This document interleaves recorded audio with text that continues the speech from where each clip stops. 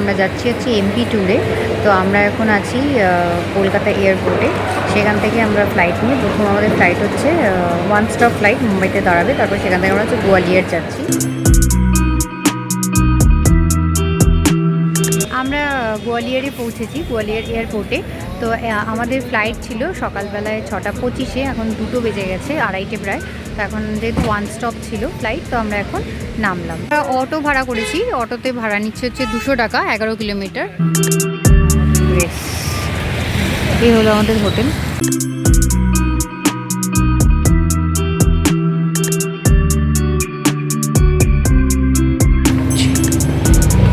এই হলো আমাদের রুম।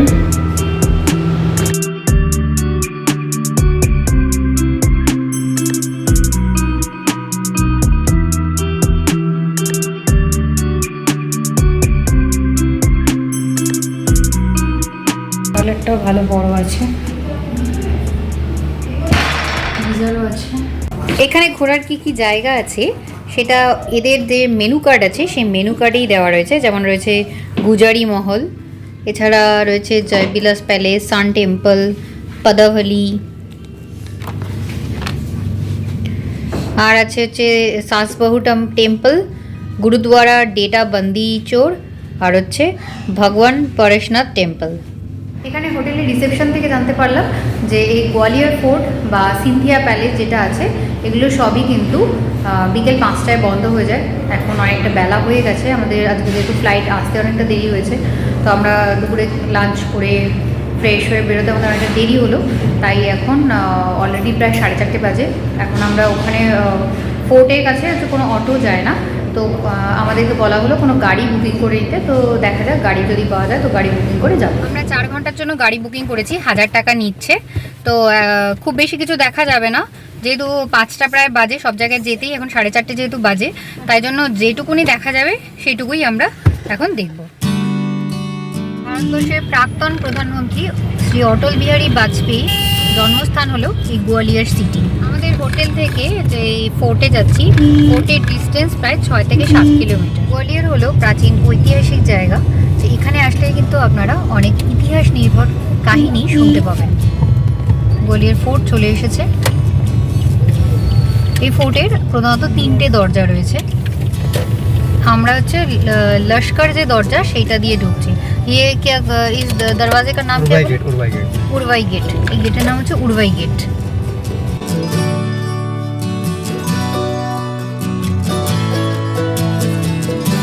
50 টাকা পার্কিং চার্জ আছে। আপনি যদি অটো করে আসেন তাহলে যে ওয়ান ওয়ে রাস্তাটা দেখালাম, সেই ওয়ান ওয়ে রাস্তাটির সামনেতে এসেই অটোটা দাঁড় করিয়ে দেবে। সেখান থেকে আপনাকে 4 হুইলার গাড়ি 600 650 টাকা ভাড়া নেবে, সেটাই ফোর্টের কাছে নিয়ে আসবে। তারপর ফোর্টের ভেতরে যাবেন, গিয়ে 25 টাকা করে টিকিট কেটে আমরা ভেতরে ঢুকবো।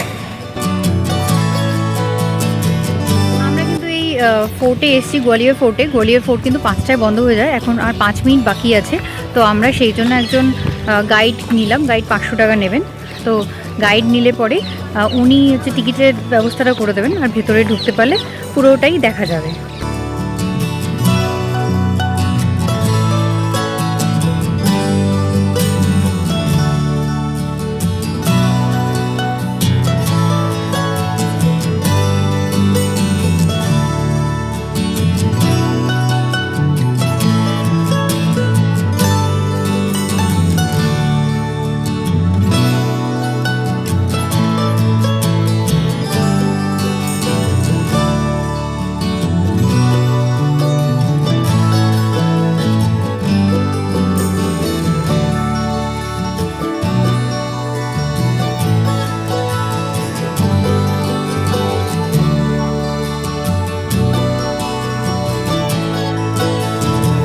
किले हिंदुस्तान में, उनमें ग्वालियर का किला जो 2nd नंबर का है। अच्छा।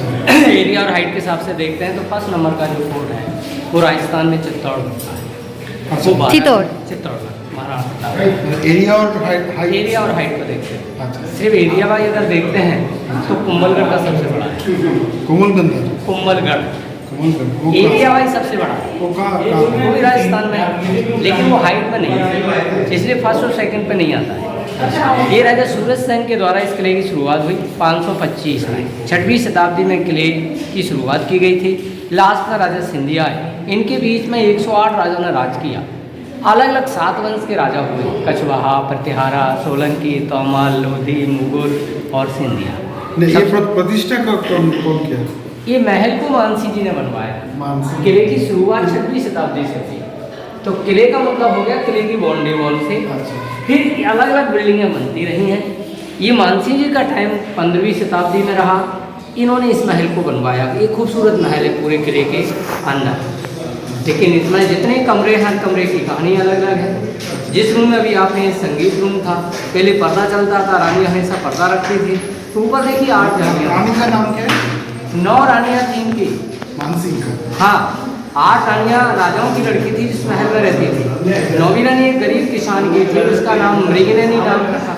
यहाँ पर एक संगीत रूम था। ऊपर देखिए जो 8 जालियाँ हैं, हर जाली के पीछे ब्लैक कलर के पर्दे डलते थे। उनके पीछे बैठे हुई रानियाँ नीचे बैठे संगीतकारों को देख सकती थी, संगीत सुन सकती थी। लेकिन नीचे बैठे हुए संगीतकार लोग रानियों को नहीं देख सकते। जालियों में देखोगे तो जेंट्स और लेडीज को डांस करते हुए सीन बने हुए हैं। ये डांडिया डांस करते हुए सीन है जो गुजरात में होता है, जिसे गुजराती डांस कहते हैं।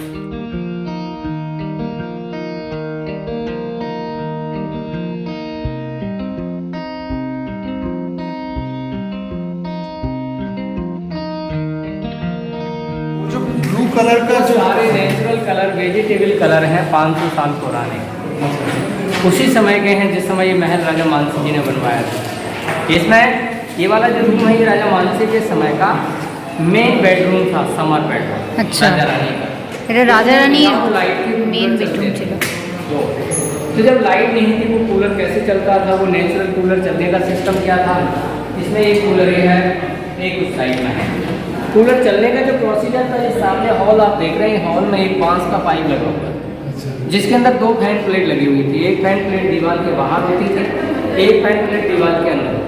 जमीन के लेवल से 350 फुट की हाइट होने के कारण हवा की स्पीड से बाहर वाली पंखड़ी को घुमाती थी, तो अंदर वाली घूमेगी, हवा डायरेक्टली आएगी तो गर्म आएगी। यहाँ पर खस की जाली लगी हुई थी।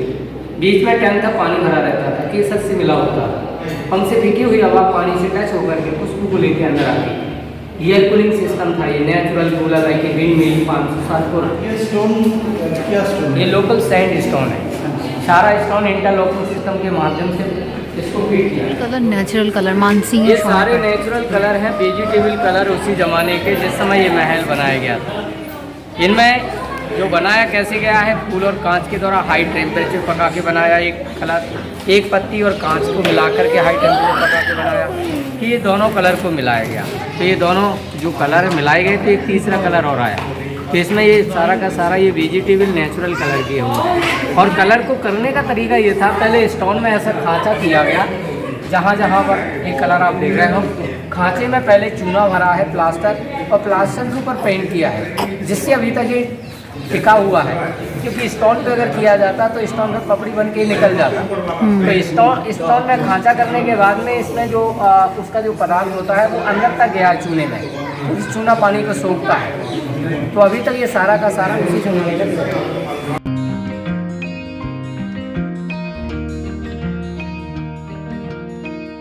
बीच में जो जेंट्स ऑलरेडी डांस करने वाली होती थी, उनकी ड्रेसों पर भी रंगीन रंगीन शीशे होते थे, तो मल्टी कलर लाइट रिफ्लेक्ट होती थी। ऐसा देखने मिलता था, ऐसा कुछ मुगल आजम फिल्म में देखने मिलता है।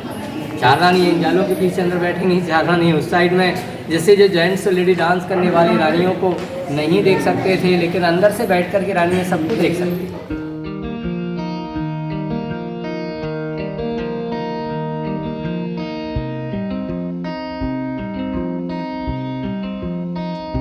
ये सब क्या है? ये क्या है? ये सब नीचे जा रहा है बेसमेंट। এটা হচ্ছে বেসমেন্ট এখানে। ये महल का ये पहला तलघर है, इसके बाद में दूसरे में जाएंगे, फिर तीसरे में जाएंगे।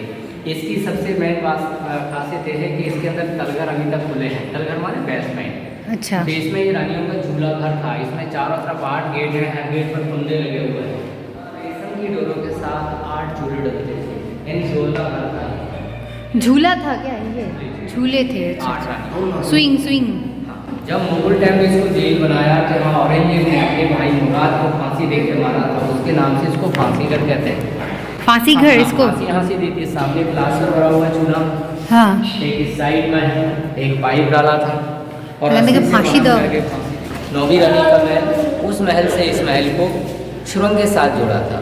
सुरंग के साथ 2 पाइपलाइन डाले गए थे। यहाँ 2 पाइप, एक पाइप से बोलते थे, एक पाइप से सुनते थे। तो राजा मानसी का मृगनयनी का इंटरकॉम सुविधा ये 500 साल पहले सेफ्टी की वजह से गेट छोटे बनाए जाते थे। कभी कोई दुश्मन अंदर आएगा तो लेके होके आएगा तो गर्दन झुकाएगा, जैसे गर्दन झुकाएगा तो उसके सिर को काट देगा। গেট বানানো হতো যাতে করে দুশমন ভেতরে আসলে যাতে গলাটা বাড়ালে যাতে গলা কেটে দেওয়া যায়। खत्म हो गए हैं।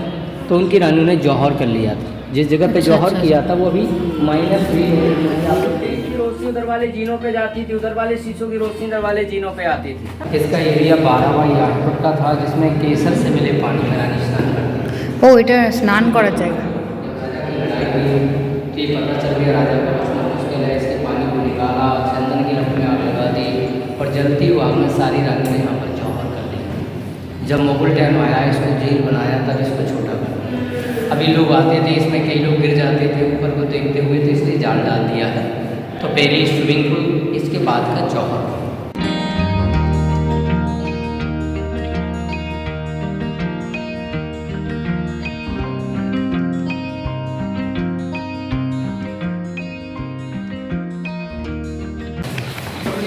ये कौन सी जगह है?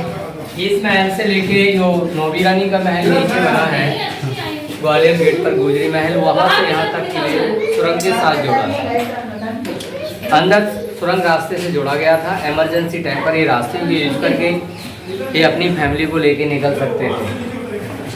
हाँ, ये रास्ता था रियली, इसमें स्टोन की प्लेट लगी रहती थी, डाउट नहीं होता था रास्ता जा रहा है। ये ओपन रखा जाता था। यहाँ से 2 रूमों तक जुड़ा हुआ है, यहाँ से अभी कोई रास्ता है नहीं। तो ये दुश्मन को कंफ्यूज करने के लिए सस्पेंसेस रास्ता के राजा थे। तोमर डायनेस्टी का जो मोनो होता था, उनका जो सिंबल होता था, ये सनफ्लावर का था, जो फ्लैग के ऊपर और गोल्ड कॉइन के ऊपर यूज किया जाता था हमेशा। इनके 2 फॉरवर्ड सिंबल होते थे। इधर राइट में देखते हैं तो डांस करते हुए मोर बने। ये होता था जब कोई फेस्टिवल, कोई फंक्शन होता था तो ये मोर के झंडे को बना करके মন্দির ছিল, বিষ্ণু মন্দির ছিল রাজাদের আমলে। আমরা এসেছি ডিসেম্বর মাসে। এখন কিন্তু যত রাত বাড়ছে, মানে বিকেল যত হচ্ছে গড়াচ্ছে, তত কিন্তু ঠান্ডাও বাড়ছে। আর এটা পাথরের জায়গা তো, ওই জন্য ঠান্ডা কিন্তু আরও বাড়ছে। সৈনিকদের কামরা ছিল, সৈনিকদের ব্যারিকেড কামরা ছিল।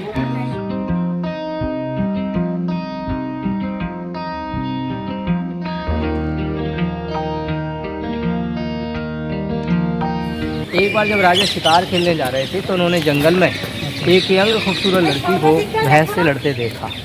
और वो सीन देखा जब वो लड़की लड़ते हुए अपनी ताकत से भैंसे को हरा देती है। हाँ। राजा बड़े इम्प्रेस हुए, उस लड़की से नाम पूछते हैं। लड़की ने अपना नाम बताया नन्नी। नन्नी माने छोटा होता है। राजा मानसी ने नाम चेंज किया, नाम रखा मृगनयनी। मृग माने हिरण जैसी बड़ी बड़ी आँखों वाले। उनसे शादी करने के लिए प्रस्ताव रखा। तो लड़की ने शादी करने से पहले 3 शर्तों की मांग रख दी। राजा ने उनकी तीनों शर्तों को मान लिया। लड़की ने पहली शर्त मांगी कि आपकी रानी में पर्दा डालती हैं, हम पर्दा नहीं रखेंगे कभी। दूसरी शर्त, आप इसमें लड़ने जाओगे, जंगल में शिकार खेलने जाओगे तो हम साथ में रहेंगे। तीसरी शर्त, हम आपके ग्वालियर के पानी को नहीं पिएंगे, क्योंकि हमारे अंदर जो पावर है, जो ब्यूटी है, वो हमारे राई गाँव के पानी का कारण है, जहाँ की मेरे राई गाँव कहाँ से कहाँ? राई गाँव यहाँ से 18 किलोमीटर की दूरी पर है। उस गांव का मैं पानी पीती हूँ, वही पानी निरंतर आना चाहिए तो मैं शादी कर सकती हूँ। ये शर्त बहुत कठिन थी। गांव की दूरी 18 किलोमीटर पर थी, 3.5 फुट किले की हाइट थी। किले के ऊपर पानी को लाना पॉसिबल नहीं था, लेकिन राजा ने वचन दे दिया था, पूरा करना था। इसलिए इस किले के ऊपर महल न बनवाते हुए महल को किले के बाहर ज़मीन लेवल से नीचे अंडरग्राउंड में किया, जिससे कि स्लोप में पाइपलाइन डाल करके उस महल के अंदर तक पानी को लाया जा सके। फिर इसमें गौर से देखोगे तो ये जो मगर बना है, ये मगर जैसा है, ये रियली मगर नहीं है। मुंह मगर का है, सूंड हाथी की है, आंखें हिरन की है, कान गाय के हैं, पैर शेर के हैं, बेगोड़ी मछली की है। এই ওপরে যে গম্বুজগুলো রয়েছে এদের সোনা দিয়ে মোড়া ছিল, কিন্তু বাবর যখন দিল্লি জয় করলো তখন বাবর এসে যখন দেখলো যে এত সুন্দর একটা মহল রয়েছে এখানে, তখন নিজের বাবর নামাতে লিখে গেছিলেন যে মেয়েরা যেমন গলার মধ্যে সোনার মালা পরে সেই রকম মহলটা সেই একই রকমভাবে উনি ডিসক্রাইব করেছিলেন নিজের বাবর নামাতে। राजा महिपाल नाम के राजा थे 11वीं सेंचुरी में। हाँ। उनकी माँ विष्णु भगवान की पूजा करती थी। तो पहले बड़ा मंदिर विष्णु जी का था। अच्छा। विष्णु भगवान को सहस्त्रबाहु कहते हैं, 1000 भुजाओं वाले। जब राजा महिपाल की शादी हुई तो उनकी जो पत्नी थी वो शिव जी को मानती थी, तो एक शिव जी का मंदिर और बनवाया। अच्छा। मंदिर दो हुए, एक में बैठ के सास पूजा करती थी, एक में बहू पूजा करती थी, इसलिए पब्लिक ने शॉर्टकट नाम कर दिया सास बहू का मंदिर। वैसे रियली नाम सहस्त्र बाहु मंदिर। सहस्त्रबाहु। हाँ, तो यहाँ ऊपर टॉप पे जब आप जाएंगे ना तो वहाँ से उधर को नज़र डालना, वहाँ पर दोनों मंदिर वो दिखेंगे आपको।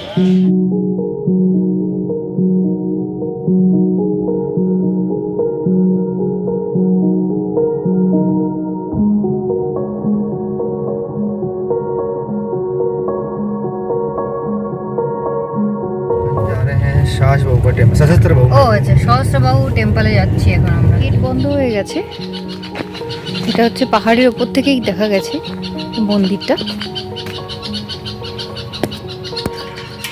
ये सामने वाला कौन सा टेम्पल है?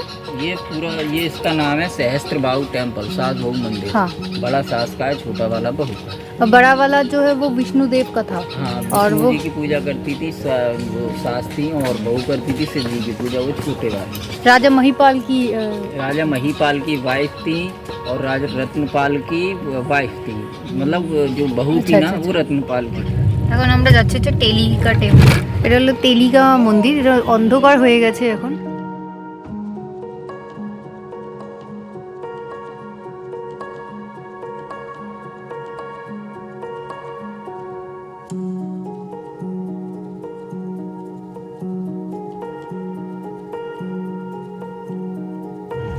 যাচ্ছি আমরা গুরুদুয়ারাতে। গুরুদুয়ারার ভেতরে ছবি তোলা নিষিদ্ধ, তাই এখান থেকে আমরা ছবি তুলে নিয়েছি। পৌড়ি তিথে তুম সমরথ। আমাদের গোয়ালিয়র ট্যুর এখানেই শেষ হলো। এরপর আমরা এখান থেকে পরের দিন সকালে গেছিলাম খাজুরাহোতে।